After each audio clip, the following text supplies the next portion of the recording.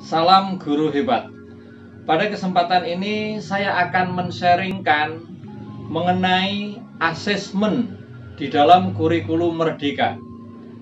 Sharing saya ini berdasarkan pada buku panduan yang dikeluarkan oleh Kemendikbudristek, Panduan Pembelajaran dan Asesmen yang dikeluarkan tahun 2022.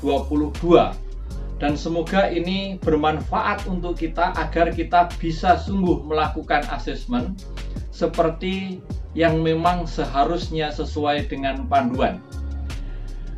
Ada dua jenis asesmen yang dilakukan oleh guru, yaitu formatif dan sumatif.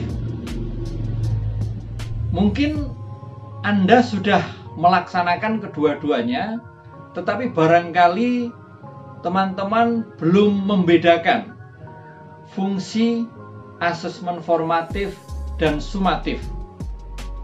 Karena kita jumpai masih banyak guru yang rancu memahami kedua jenis asesmen ini. Jenis instrumen yang digunakan juga akan saya sharingkan, dan insya Allah sampai kepada rapor. Bagaimana kita mendesain raport di dalam kurikulum Merdeka. Teman-teman, asesmen atau penilaian rencana asesmen itu perlu disertakan di dalam perencanaan pembelajaran. Karena itu di dalam modul ajar, rencana asesmen itu perlu dilengkapi dengan instrumen serta cara atau jenis asesmen yang akan kita gunakan. Asesmen dilakukan untuk apa sih? Untuk mencari bukti atau dasar pertimbangan tentang ketercapaian tujuan pembelajaran. Karena itu kita harus bisa membedakan antara asesmen formatif dan asesmen sumatif. Prinsip asesmen, sebelum kita melihat perbedaan keduanya, kita melihat prinsip-prinsip asesmen. Prinsip asesmen pertama, asesmen adalah bagian terpadu dari proses pembelajaran, dari seluruh proses pembelajaran, sehingga asesmen itu harus menyediakan informasi yang holistik agar dapat memandu peserta didik dan juga pendidik menentukan strategi pembelajaran selanjutnya. Lalu yang kedua, asesmen ini dirancang dan atau dilaksanakan sesuai dengan fungsi asesmen. Keluasan untuk menentukan teknik, waktu itu diserahkan kepada satuan pendidikan dan atau kepada pendidik. Agar apa? Agar bisa efektif untuk mengukur tujuan pembelajaran. Lalu yang ketiga, prinsip asesmen itu memberikan sebuah laporan kemajuan belajar, baik tentang karakter dan juga tentang kompetensi. Karena itu nanti di dalam proyek penguatan profil pelajar Pancasila juga ada asesmen. Lalu yang keempat, asesmen itu digunakan sebagai bahan refleksi. Penting, bahan refleksi untuk apa? Untuk menindaklanjuti perbaikan pembelajaran. Itu 4 prinsip asesmen. Dan dari 4 prinsip asesmen sebenarnya sudah kelihatan bahwa asesmen itu yang sangat penting sebenarnya untuk meningkatkan kualitas pembelajaran.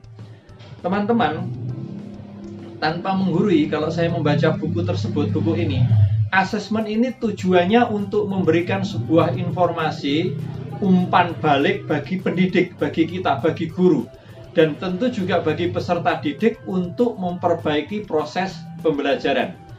Kita akan melihat bahwa ada 2 asesmen tadi. Yang pertama adalah formatif, lalu yang kedua sumatif. Asesmen formatif ini, teman-teman, intinya malah di dalam buku ini disampaikan yang sangat penting itu yang utama adalah asesmen formatif. Asesmen formatif ini adalah untuk apa? Untuk memberikan umpan balik pembelajaran. Sedangkan kalau sumatif untuk pelaporan hasil pembelajaran yang kita masukkan ke dalam rapor, lalu untuk menentukan kenaikan fase atau kenaikan kelas. Kalau formatif tidak. Karena itu maka di dalam asesmen formatif ini ada asesmen yang dilakukan di awal pembelajaran yang kita sebut dengan diagnostik. diagnostik tes itu bisa kognitif dan bisa non-kognitif. Nah, yang kognitif itu di dalam buku dokumen 1 sudah ada dijabarkan di situ oleh kepala sekolah dengan tim pembelajar sebagai apa? Sebagai konteks, sebagai karakteristik satuan pendidikan. Asesmen pada awal pembelajaran ini untuk mengetahui sebenarnya. Mengetahui apa sih? Kesiapan peserta didik mempelajari materi yang akan kita sampaikan dan untuk mencapai tujuan pembelajarannya. Karena itu maka asesmen di awal pembelajaran ini termasuk dalam formatif. Karena apa? Ditujukan untuk kebutuhan guru merancang pembelajaran. Pembelajaran seperti apa yang akan kita rancang seharusnya didahului dengan tes awal ini. Dan ini tidak untuk menentukan apa? Menentukan penilaian hasil belajar di akhir fase. Asesmen ini yang dilakukan, asesmen formatif ini selain dilakukan di awal pembelajaran juga bisa dilakukan selama proses pembelajaran. Tujuannya untuk apa?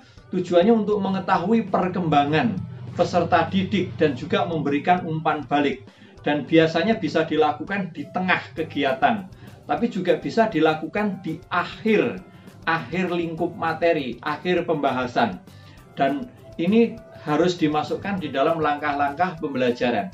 Kemarin ada pertanyaan kepada saya, apakah asesmen formatif ini jenis penilaiannya hanya dengan tertulis? Oh tidak, nanti kita akan lihat jenis penilaian macam-macam, bisa tertulis, bisa lisan, bisa performan, bisa produk, dan seterusnya. Banyak sekali.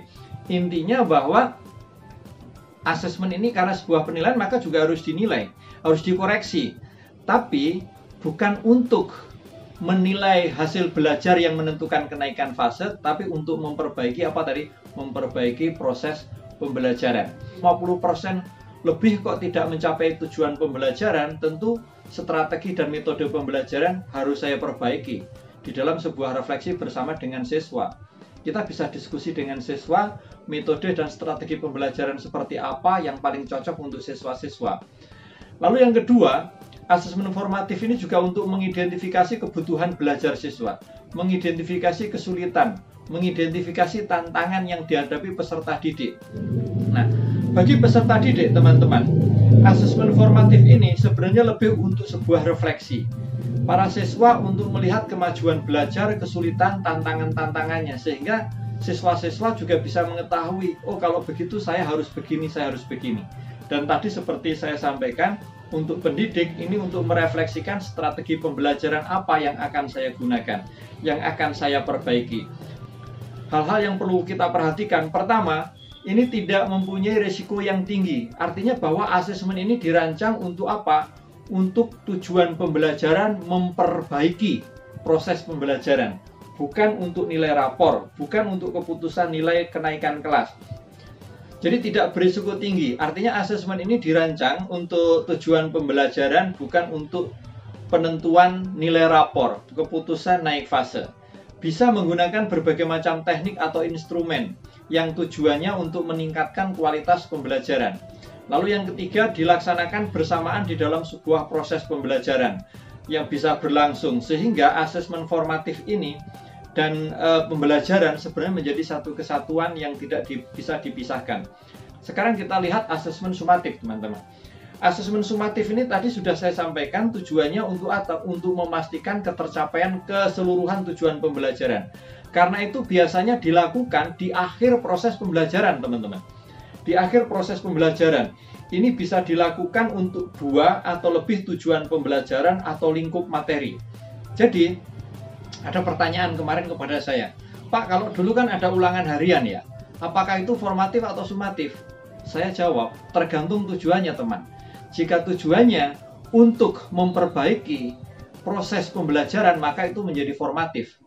Tapi kalau tujuannya untuk penilaian, untuk penentuan nilai rapor, maka itu menjadi sumatif. Karena itu mesti disampaikan kepada anak-anak ketika kita membuat asesmen. Anak-anak ini asesmen formatif, anak-anak ini asesmen sumatif. Teman-teman, menjadi bagian dari perhitungan penilaian di akhir semester, ini tentu kita harus apa? Harus memikirkan, menghitung jumlah TP di dalam 1 tahun itu. Jumlah TP itu berapa? Misalkan jumlah TP Anda di dalam 1 tahun itu ada 20. Anda bagi 2, 10, 10. Semester 1, 10, semester 2, 10. Nah, 1 semester 10 TP ini silahkan Anda atur sedemikian rupa di dalam modul ajar. Oh, pada 2 TP ini saya sumatif, 2 TP ini saya sumatif. Atau nanti di Meet saya akan membuat asesmen untuk 2 TP ini. Demikian juga di akhir semester.